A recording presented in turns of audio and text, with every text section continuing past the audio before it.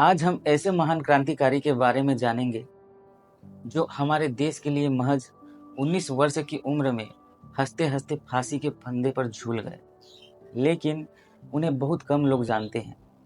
वह थे एक महान क्रांतिकारी खुदीराम बोस, जो इतिहास के पन्नों में गुम हो चुके हैं। तो दोस्तों, आज हम जानेंगे खुदीराम बोस के बारे में। खुदीराम बोस का जन्म 3 दिसंबर 1890 को पश्चिम बंगाल के मिदनापुर जिले के बहुबेनी नामक गांव में कायस्थ परिवार में बाबू त्रिलोक्यनाथ बोस के यहाँ हुआ। उनकी माता का नाम लक्ष्मी प्रिया देवी था। बालक खुदीराम के मन में देश को आज़ाद कराने की ऐसी लगन लगी कि 9वीं कक्षा के बाद ही पढ़ाई छोड़ दी और स्वदेशी आंदोलन में कूद पड़े। छात्र जीवन में ही ऐसी लगन मन में लिए इस नौजवान ने हिंदुस्तान पर अत्याचारी सत्ता चलाने वाले ब्रिटिश साम्राज्य को ध्वस्त करने के संकल्प में अलौकिक धैर्य का परिचय देते हुए पहला बम फेंका और मात्र 19 वर्ष में हाथ में भगवत गीता लेकर हंसते हंसते फांसी के फंदे पर चढ़ गए और एक इतिहास रच दिया। स्कूल छोड़ने के बाद खुदीराम रिवोल्यूशनरी पार्टी के सदस्य बने और वंदे मातरम पैम्पलेट वितरित करने में महत्वपूर्ण भूमिका निभाई। सन 1905 में बंगाल के विभाजन बंग भंग के विरोध में चलाए गए आंदोलन में उन्होंने भी बढ़ चढ़कर भाग लिया। फरवरी 1906 में मिदनापुर में एक औद्योगिक तथा कृषि प्रदर्शनी लगी हुई थी। प्रदर्शनी देखने के लिए आसपास के प्रांतों में सैकड़ों लोग आने लगे। बंगाल के एक क्रांतिकारी सत्येंद्र नाथ द्वारा लिखे सोनार बंगला नामक ज्वलंत पत्रक की प्रतियां खुदीराम ने इस प्रदर्शनी में बांटी। एक पुलिस वाला उन्हें पकड़ने के लिए भागा। खुदीराम ने इस सिपाही के मुंह पर एक घूंसा मारा और शेष पत्रक बगल में दबाकर भाग गए। इस प्रकरण में राजद्रोह के आरोप में सरकार ने उन पर अभियोग चलाया, परंतु गवाही न मिलने से खुदीराम निर्दोष छूट गए। इतिहासवेत्ता मालती मालिक के अनुसार 28 फरवरी 1906 को खुदीराम बोस गिरफ्तार कर लिए गए, लेकिन वह कैद से भाग निकले। लगभग 2 महीने बाद अप्रैल में वह फिर से पकड़े गए। 16 मई 1906 को उन्हें रिहा कर दिया गया। 6 दिसंबर 1907 को खुदीराम ने नारायणगढ़ रेलवे स्टेशन पर बंगाल के गवर्नर की विशेष ट्रेन पर हमला किया, परंतु गवर्नर जनरल बच गए। सन 1808 में उन्होंने 2 अंग्रेज अधिकारियों वाटसन और पैमफाइल्ट फुलर पर बम से हमला किया, लेकिन वे भी बच निकले। मिदनापुर में युगांतर नाम की क्रांतिकारियों की गुप्त संस्था के माध्यम से खुदीराम क्रांति के कार्यों में पहले ही जुट चुके थे। 1905 में लॉर्ड कर्जन ने जब बंगाल का विभाजन किया तो उसके विरोध में सड़कों पर उतरे अनेकों भारतीयों को उस समय के कलकत्ता के मजिस्ट्रेट किंग्सफोर्ड ने क्रूर दंड दिया। अन्य मामलों में भी उसने क्रांतिकारियों को बहुत कष्ट दिया। इसके परिणाम स्वरूप किंग्सफोर्ड को पद उन्नति देकर मुजफ्फरपुर में सत्र न्यायाधीश के पद पर भेजा गया। युगांतर समिति की एक गुप्त बैठक में किंग्सफोर्ड को ही मारने का निश्चय हुआ। इस कार्य हेतु खुदीराम तथा प्रफुल्ल कुमार चाकी का चयन किया गया। खुदीराम को एक बम और एक पिस्तौल दी गई। प्रफुल्ल कुमार को भी एक पिस्तौल दी गई। मुजफ्फरपुर में आने पर इन दोनों ने सबसे पहले किंग्सफोर्ड के बंगले की निगरानी की। उन्होंने उनकी बग्घी तथा उनके घोड़े का रंग देख लिया। खुदीराम तो किंग्सफोर्ड को उसके कार्यालय में जाकर ठीक से देख भी आए थे। 30 अप्रैल 1908 को ये दोनों नियोजित काम के लिए बाहर निकले और किंग्सफोर्ड के बंगले के बाहर घोड़ा गाड़ी से उसके आने की राह देखने लगे। बंगले की निगरानी हेतु वहां मौजूद पुलिस के गुप्तचरों ने उन्हें हटाना भी चाहा, परंतु वे दोनों उन्हें योग्य उत्तर देकर वहीं रुके रहे। रात में 8:30 बजे के आसपास क्लब से किंग्सफोर्ड की बग्घी के समान दिखने वाली गाड़ी आते हुए देखकर खुदीराम गाड़ी के पीछे भागने लगे। रास्ते में बहुत ही अंधेरा था।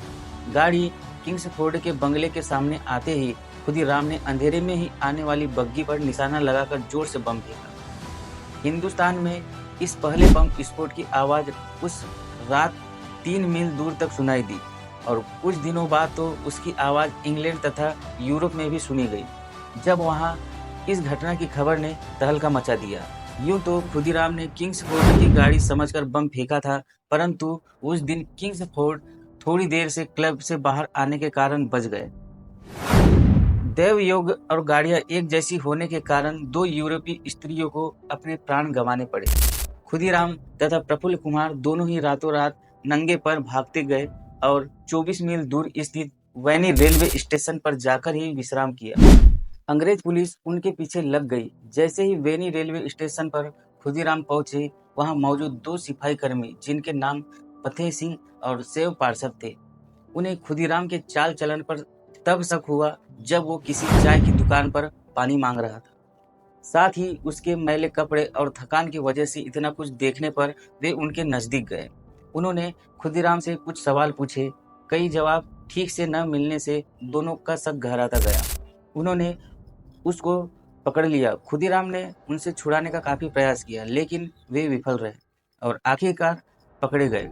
इधर दूसरी ओर अपने सह पुलिसकर्मी खुदीराम से बिछड़ने के बाद प्रफुल्ल कुमार काफी दूर तक भागने में कामयाब रहे। तकरीबन दोपहर के वक्त एक व्यक्ति त्रिगुणचरण घोष ने उन्हें अपनी ओर भागते हुए देखा। उन्हें बमबारी के घटना के बारे में जानकारी मिल चुकी थी और समझ चुके थे कि वह शख्स उन क्रांतिकारियों में से एक है। उन्होंने उसे पनाह देने का फैसला किया। उसी रात वो खुद प्रफुल्ल के साथ रेलवे स्टेशन कोलकाता छोड़ने निकले। हावड़ा के नजदीक आने के बाद ब्रिटिश सब इंस्पेक्टर बनर्जी भी उसी ट्रेन में सवार थे। कुछ देर बाद उन्हें प्रफुल्ल के असलियत के बारे में पता चला। प्रफुल्ल भी समझ चुके थे कि वह घिर चुका है और पकड़ में आने से पहले ही वे वहां से भाग निकले। लेकिन अपने आप को चारों तरफ से घिरा देखकर प्रफुल्ल कुमार चाकी ने खुद को गोली मारकर अपनी शहादत दे दी और यहाँ खुदीराम की गिरफ्तारी होने के कुछ दिन बाद 11 अगस्त 1908 को उन्हें मुजफ्फरपुर जेल में फांसी दे दी गई। उस समय उनकी उम्र मात्र 18 वर्ष थी। दूसरे दिन संदेह होने पर प्रफुल्ल कुमार चाकी को पुलिस पकड़ने गई। तब उन्होंने स्वयं पर गोली चलाकर अपने प्राण त्याग दिए। खुदीराम को पुलिस ने गिरफ्तार कर लिया। इस गिरफ्तारी का अंत निश्चित ही था। अगस्त 1908 को भगवद गीता हाथ में लेकर खुदीराम धैर्य के साथ खुशी खुशी फांसी पर चढ़ गए। किंग्सफोर्ड ने घबराकर नौकरी छोड़ दी और जिन क्रांतिकारियों को उसने कष्ट दिया था, उसके भय से उसकी शीघ्र ही मौत भी हो गई। फांसी के बाद खुदीराम इतने लोकप्रिय हो गए कि बंगाल के जुलाहे एक खास किस्म की धोती बुनने लगे। इतिहासवेत्ता सिरोल के अनुसार बंगाल के राष्ट्रवादियों के लिए वह वीर, शहीद और अनुकरणीय हो गया। विद्यार्थियों तथा अन्य लोगों ने शोक मनाया। कई दिन तक स्कूल कॉलेज सभी बंद रहे और नौजवान ऐसी धोती पहनने लगे जिनकी किनारी पर खुदीराम लिखा हुआ होता। क्रांतिवीर खुदीराम बोस का स्मारक बनाने की योजना कानपुर के युवकों ने बनाई और उनके पीछे असंख्य युवक इस स्वतंत्रता यज्ञ के आत्मसमर्पण करने के लिए आगे आए।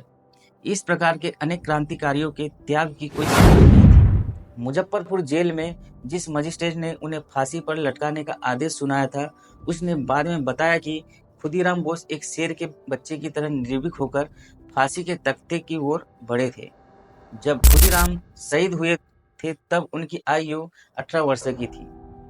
शहादत के बाद खुदीराम इतने लोकप्रिय हो गए कि बंगाल के जुलाहे इनके नाम की एक खास किस्म की धोती बुनने लगे। उनकी शहादत से समूचे देश में देशभक्ति की लहर उमड़ पड़ी। उनके साहसिक योगदान को अमर करने के लिए गीत रचे गए और उनका बलिदान लोक गीतों के रूप में मुखरित हुआ। उनके सम्मान में भावपूर्ण गीतों की रचना हुई जिन्हें बंगाल के लोक गायक आज भी गाते हैं। तो दोस्तों, यह थी खुदीराम बोस की जीवन गाथा, जिन्होंने अपने देश के लिए हंसते हंसते फांसी पर झूल गए और अपने प्राणों की आहुति दे दी। ऐसे योद्धा को सत सत नमन है। मैं विजय वैद्य और ऐसे ही वीडियो देखने के लिए बने रहे मेरे चैनल वैद्यराज एजुकेशन के साथ। धन्यवाद।